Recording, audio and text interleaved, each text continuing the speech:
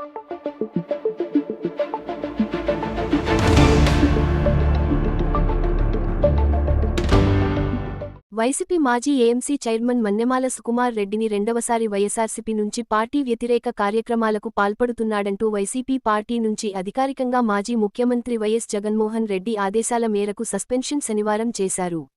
ఈ సందర్భంగా కావలి పట్టణంలోని తుమ్మలపెంట రోడ్డులో ఉన్న తన కార్యాలయంలో ఆదివారం మన్నెమాల సుకుమార్ రెడ్డి విలేకరుల సమావేశం నిర్వహించారు. డబ్బులకు సుకుమార్ రెడ్డి అమ్ముడు పోయాడని ఒక్కసారి నిరూపిస్తే నేను రాజకీయాలకు శాశ్వతంగా తప్పుకుంటాను. నేను చెప్పిన చర్చానికి రావాలా, దానికి సమాధానం చెప్పాలా, నువ్వు కూడా తప్పుకుంటావా రాజకీయాలకు శాశ్వతంగా? ఇది బహిరంగ సవాలు. లేదా నువ్వు ఇవన్నీ ముడుచుకొని ఈనాడు చంద్రబాబు నాయుడు కావాలకు వచ్చాడు, సిట్ ఏర్పాటు చేస్తానని చెప్పాడు. నీకు దమ్ము ధైర్యం ఉంటే నువ్వు ఏ తప్పు చేయకపోతే నీ మీద సిబిసిఐడి ఎంక్వైరీ కానీ సిబిఐ ఎంక్వైరీ అని చెప్పి రాష్ట్ర ముఖ్యమంత్రి చంద్రబాబు నాయుడు గారికి రాస్తావా? నీ సచీలత నిరూపించుకుంటావా? నేను బహిరంగ సవాలు వేస్తున్నా. అప్పుడు నేను రాజకీయాలకు శాశ్వతంగా తప్పుకుంటా. అంతేగాని ఒక క్యారెక్టర్ అసలు చేసేదానికి, ఒక క్యారెక్టర్ అసాల్ట్ చేసేదానికి నాకు కారులు లేవంట, నాకు కూటికి లేదంట, పోస్ట్ పెట్టించాడు ఆ చెంచా చేత. ఆ చెంచా కూడా పుట్టున్నాడు నేను వ్యాపారం చేసే రోజు. నా పక్కనే కూర్చోన్నారు. ఏమా లేవాదనా 91 కార్లు ఉన్నాయా లేవా చెప్పు. ఎన్ని ఎకరాలు కల్చర్ చేస్తున్నాను అన్నాడు. నేను 132 ఎకరాలు ఆక్వా కల్చర్ చేస్తున్నాడు సుకుమార్ రెడ్డి. 1990 నుంచి వ్యాపారంలో ఉన్నాను. ఇవాళ కొత్త ఎకరాల వ్యాపారంలో 94లో కొండాపల్లిలో లేఅవుట్ వేసి 8.5 ఎకరాలు నేను. ఇవాళ ఇలా లేఅవుట్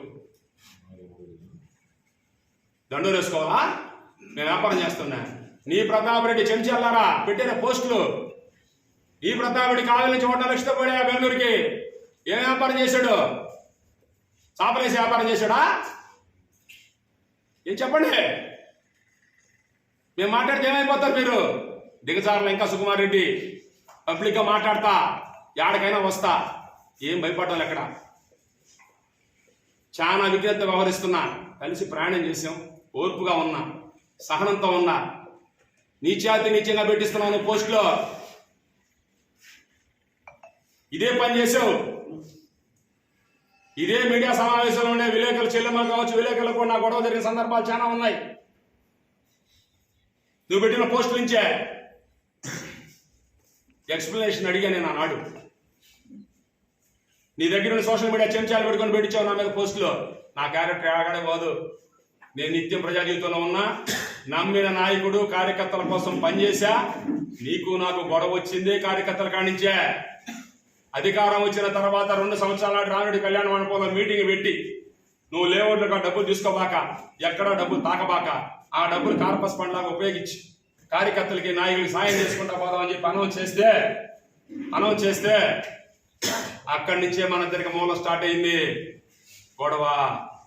మొట్టమొదటి లంచం రైస్ మిల్లర్ కాడ డబ్బులు తీసుకున్న విషయం బహిర్గతం అయ్యి నేను నిలదీసిన కాడి నుంచి నీకు నాకు గొడవ స్టార్ట్ అయింది.